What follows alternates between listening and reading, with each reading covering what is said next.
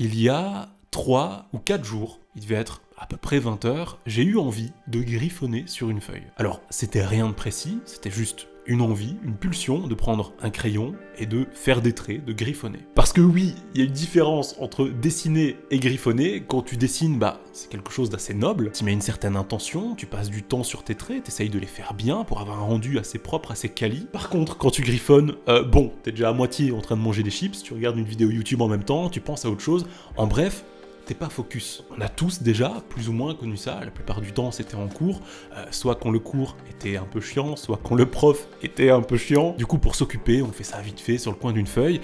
Bref, du coup j'étais en train de griffonner des silhouettes, des formes, sans réel but, un peu rapidement comme ça sur la feuille. Et là, je me suis arrêté. Je venais de faire en fait quelque chose qui était très moyen, mais qui avait une certaine énergie. Regarde par toi-même. J'avais le sentiment que je pouvais pas juste jeter cette feuille, jeter ce croquis et passer à autre chose.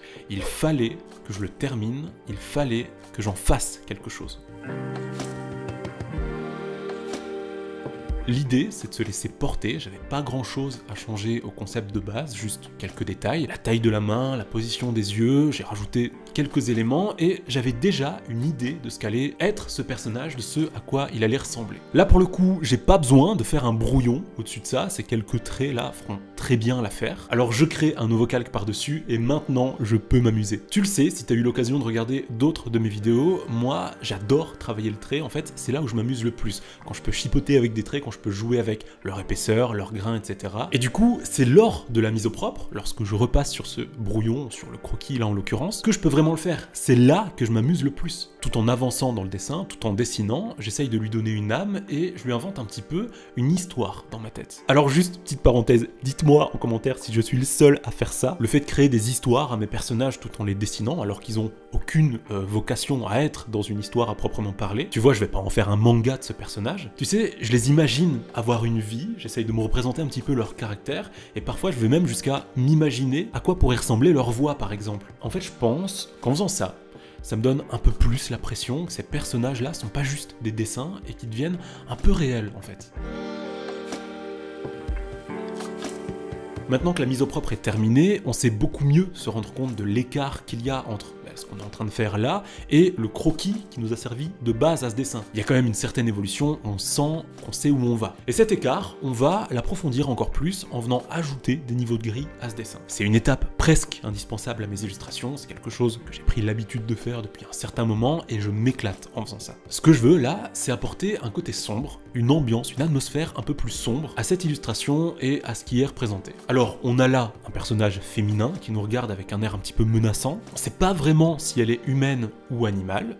C'est intéressant. Par contre, on ressent qu'elle est dangereuse. D'ailleurs, en plus de ses griffes, elle a un katana. Bon, il est encore dans son fourreau, mais on sait pas pour combien de temps. Alors c'est cool parce que tu le vois, à l'arrière du personnage, il y a une lune qui est dessinée. On va pouvoir en profiter, on va pouvoir faire une sorte de jeu de contraste à travers un contre-jour qu'on va pouvoir créer justement grâce à cette lune qui va être étincelante et ce personnage qui va être un peu plus sombre. En fait, ça va nous permettre à la fois de détacher le personnage du fond, ça va rendre la scène un peu plus lisible, tout en apportant la sombreur qu'on cherchait tout à l'heure, l'ambiance un petit peu sombre, en fonçant en fait le corps du personnage. D'ailleurs, ce que j'ai beaucoup aimé, c'est lui donner un petit côté perçant dans son regard, en ajoutant cet éclat blanc comme ça dans ses yeux qui vient contraster avec le reste. C'est une sorte d'aura, une sorte de flamme, en fait une sorte d'énergie qui est éclatante, qui est pas vraiment palpable, qui s'échappe de son regard pour aller rejoindre la blancheur éclatante de la lune. Alors c'est bête, on va peut-être pas y faire attention, mais indirectement, ça crée en fait un lien entre le personnage lui-même et ce que représente l'astre qui est derrière, qui est donc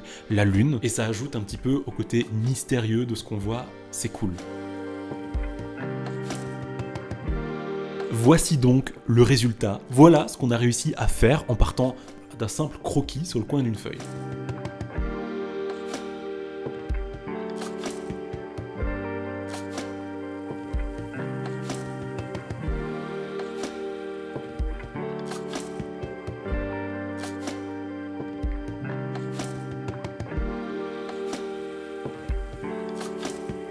J'ai adoré travaillé sur cette illustration. Je crois que ce que j'ai préféré faire en fait, c'est la chevelure en elle-même, en ajoutant d'ailleurs un petit contraste avec cette espèce de mèche qui est plus claire, qui contraste du coup avec le reste de la chevelure qui elle est totalement noire opaque. Ce que j'aime bien aussi, c'est le fait qu'on discerne pas vraiment les éléments de son corps, à part le bras, la main et un peu le visage. Ça rajoute du mystère, ça renforce l'interrogation. Est-ce que c'est une humaine? Est-ce que c'est un animal? Est-ce que c'est, je sais pas, un être mythologique, un démon ou autre? Et c'est pas voulu, mais je trouve que cette illustration qu'on vient de faire là ressemble pas mal à celle-ci. Dans l'idée générale en tout cas, on a à chaque fois un personnage féminin qui tient un katana. On y retrouve encore cette espèce de chevelure dense, noire, qui vient contraster un petit peu avec le reste. Enfin je sais pas, je trouve qu'elles ont quelque chose en commun. D'ailleurs revenons un petit peu sur l'illustration d'aujourd'hui. En parlant du katana, on sait pas vraiment si ce personnage veut s'en servir ou si elle veut juste le protéger, un petit peu comme un trésor. Ça pourrait d'ailleurs expliquer son agressivité apparente. C'est aussi ça que j'aime dans le fait de créer une œuvre et puis de la partager. Une fois qu'elle est partagée, une fois que les gens peuvent la voir, eh bien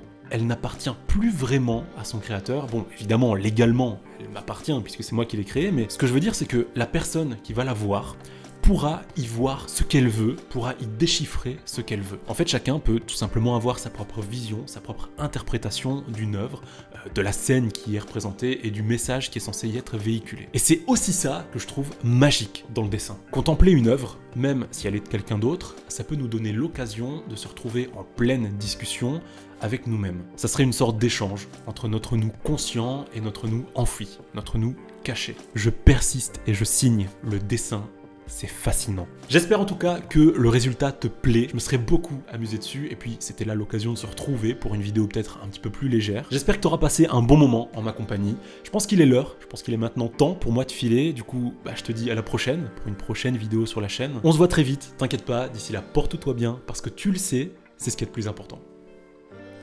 Salut!